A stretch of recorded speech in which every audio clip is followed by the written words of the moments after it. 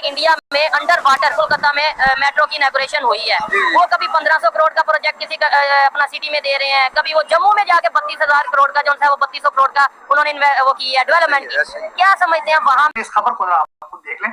4.8 kilometre दरिया के नीचे से उन्होंने कलकत्ता और हावड़ा एक जगह है जो कलकत्ता के साथ इंडस्ट्रियल जगह है, उन्होंने उसको जोड़ा है दरिया के नीचे से, क्योंकि ट्रैफिक बहुत ज्यादा थी। 4.8 किलोमीटर की टनल 9 किलोमीटर दरिया के नीचे से जाके बनाई है, और बनाई सिर्फ 66 दिनों में। कमाल ये 66 दिनों में बनाई। बहुत बड़ी बात है कि हमने सुना था कि अंडर वाटर ट्रेन लंदन में चलती है और यूरोप आर्किटेक्चर है, लेकिन मोदी साहब ने जी इंडिया को पहली अंडर वाटर मेट्रो ट्रेन दे दी है। पूरे दुनिया में इस वक्त गाड़ियों की सबसे ज्यादा जो मैन्युफैक्चरिंग है वो इंडिया में है। आईटी की अगर बात कर ले सबसे ज्यादा सर्विसेज मोदी ने फर्स्ट अंडर वाटर मेट्रो चलाई है, आज उसका आगाज किया है कोलकाता के अंदर। शायद हो गया हो गलती से, नहीं इतनी बड़ी गलती कर सकते हैं ये। अगर देखा जाए ना, इंडिया बहुत तरक्की कर गया, हर चीज में हमसे आगे हो गए हो सकता, क्योंकि मोदी जी ने भी बहुत टाइम गुजारा। और टोटल 6 जो है आपके स्टेशन है। सबसे अहम जो स्टेशन है वो हावड़ा मैदान से एक्सप्लेनेड तक का है। अगर इसके ऊपर हम इन्वेस्टमेंट की बात करें तो 4,965 करोड़ की इन्वेस्टमेंट है। इसकी अगर स्पीड की बात करें तो ये ट्रेन 520 मीटर जो है जस्ट इन 45 सेकंड के अंदर कवर। हेलो दोस्तों, एक नए अपडेट के साथ आपका बहुत बहुत स्वागत है। तो दोस्तों, देश को उसकी पहली अंडर वाटर मेट्रो ट्रेन मिल गई है। जी हाँ, प्रधानमंत्री मोदी ने 6 मार्च को कोलकाता में इस ट्रेन का उद्घाटन किया। ये ट्रेन अंडर मेट्रो रेल जो कि नदी और हावड़ा को कोलकाता शहर से जोड़ेगी, और ये हुगली नदी के नीचे बनाई गई है। जी हाँ, हुगली नदी के नीचे टनल बनाई गई है और इसी में ये ट्रेन दौड़ रही है।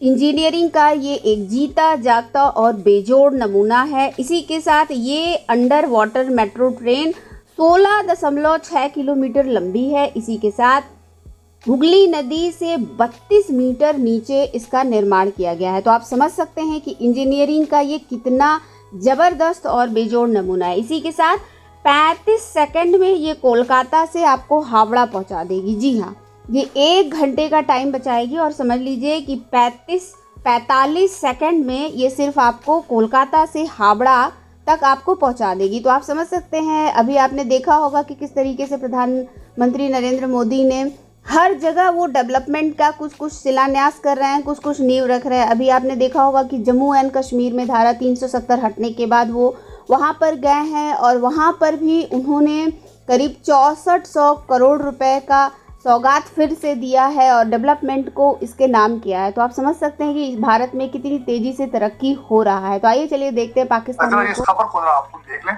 4.8 किलोमीटर दरिया के नीचे से उन्होंने कलकत्ता और हावड़ा एक जगह है जो कलकत्ता के साथ इंडस्ट्रियल जगह है, उन्होंने उसको जोड़ा है दरिया के नीचे से, क्योंकि ट्रैफिक बहुत ज्यादा थी।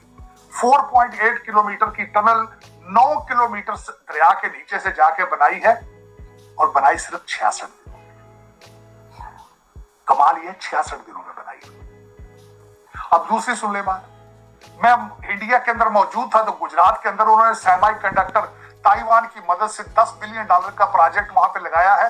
खूबसूरती उसकी ये होगी कि 100 डे के अंदर वो ऑपरेशनल हो जाएगा, एक 100 डे के अंदर। तो आरज़ू, मैं ये ऐसे नहीं कह रहा, ये मैं हवा में नहीं छोड़ रहा हूँ। Sun will be rising from Bharat. मैं ईस्ट का भी कह रहा हूँ।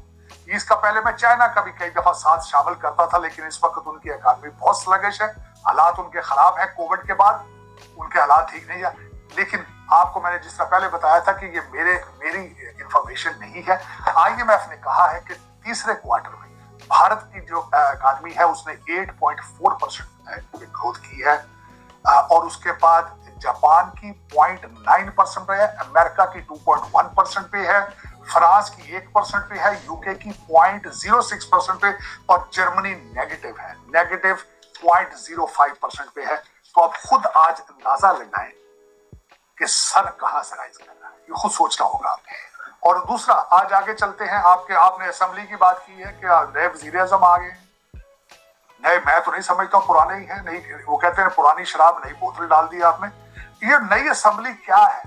4 साबिक वजीर आजम इसमें आज आए हैं, 4 साबिक स्पीकर इसमें आए हैं, 3 साबिक सदर इसमें आए हैं, 1 सदर का दामाद आया है, 3 साबिक सदूर के पोते आए हैं, 1 साबिक सदर का नवासा आया है। ये आपके सामने। बिल्कुल। तो इसका पहला क्रेडिट तो जाता है नरेंद्र मोदी को। दूसरी बात यह है कि आपने बात की कि ये जो इनका जो इंजीनियरिंग का ये जो सेटअप था और इंडिया ने सारा का सारा खुद डेवलप किया, तो अब इस वक्त आप देख लेना तो सबसे ज़्यादा इंफॉर्मेशन टेक्नोलॉजी में या इंजीनियरिंग में इंडिया के जितने भी स्टूडेंट्स हैं या इंडिया के जितने माइंड्स हैं उनको पूरी दुनिया में जो है वो माना जाता है। ये क्रेडिट बिल्कुल इंडिया पे जाता है कि उन्होंने ह्यूमन रिसोर्स पे इन्वेस्ट किया है।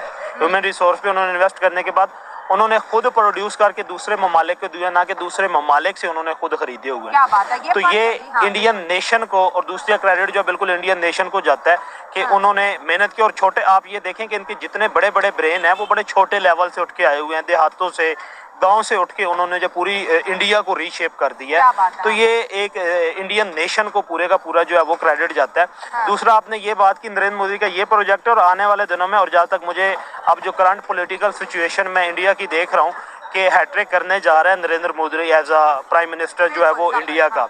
और इसका जो नेक्स्ट प्रोजेक्ट है, अब तो क्योंकि ये उनका इलेक्शन ईयर्स है, उसके बाद इन्होंने यूएई के साथ यही प्रोजेक्ट किया हुआ है कि अंडर वाटर ट्रेन जो है उसका प्रोजेक्ट उनका बिल्कुल ऑलरेडी मेरे ख्याल में जयशंकर को अगर मैं कोट करूं तो उन्होंने इस कॉन्ट्रैक्ट पे साइन भी कर लिया, और वो भी उन्होंने अंडर वाटर ही जो है उसको रन करना है। तो ये नो डाउट कि इंडिया की बहुत बड़ी डेवलपमेंट है, और उस इंफ्रास्ट्रक्चर नो डाउट के बैकबोन होता है किसी भी इकोनॉमी की।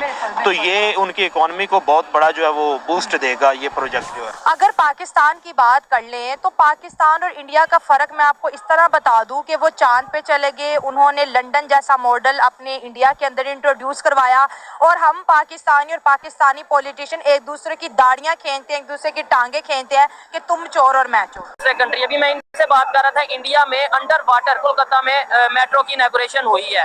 वो कभी 1500 करोड़ का प्रोजेक्ट किसी अपना सिटी में दे रहे हैं, कभी वो जम्मू में जाके 32,000 करोड़ का जो है वो 3200 करोड़ का उन्होंने वो की है डेवलपमेंट की। क्या समझते हैं वहां में और यहाँ में फर्क क्या है, नेशंस में, कंट्री में, लीडर्स में? बिल्कुल ऐसे ही है, लीडर्स में फर्क है यार। बेसिकली तो देखे ना, लोगों को डेवलप करना चाहिए, बिल्कुल करना चाहिए। एजुकेशन रियासत की जिम्मेदारी है। अगर बच्चे आवारा फिर रहे हैं या बेचारों को कुछ नहीं मिल रहा, आजकल तो जो सिचुएशन है लोगों को दाल रोटी मिलनी मुश्किल हुई हुई है। ठीक हो गया। नहीं, मैं ये कह रहा था फर्क क्या है? फर्क यही है, एजुकेशन बहुत ज्यादा है। देखें आप अगर अपने हमसाय मुल्क की बात करते हैं, वहाँ पे एजुकेशन लिटरेसी रेट बहुत अच्छा है। इस वजह से वो लोग डेवलप अपने कंट्री को उन्होंने खुद डेवलप किया है। अपने हर मुल्क में हर चीज खुद बनाते हैं। चाइना ने नहीं उनकी कंट्री को डेवलप किया। जैसे उनके वो आपकी पूरे दुनिया में इस वक्त गाड़ियों की सबसे ज्यादा जो मैन्युफैक्चरिंग है वो इंडिया में है। आईटी की अगर बात कर ले, सबसे ज्यादा सर्विसेज वो आप लोगों को देखे ना, एजुकेशन बहुत जरूरी है बच्चों के लिए, गवर्नमेंट की जिम्मेदारी है। और यही कंसेप्ट हमारे यहाँ पे कैसे आएगा? मतलब हम ये करते हैं कि तो रियासती इदारों के सोचने की बात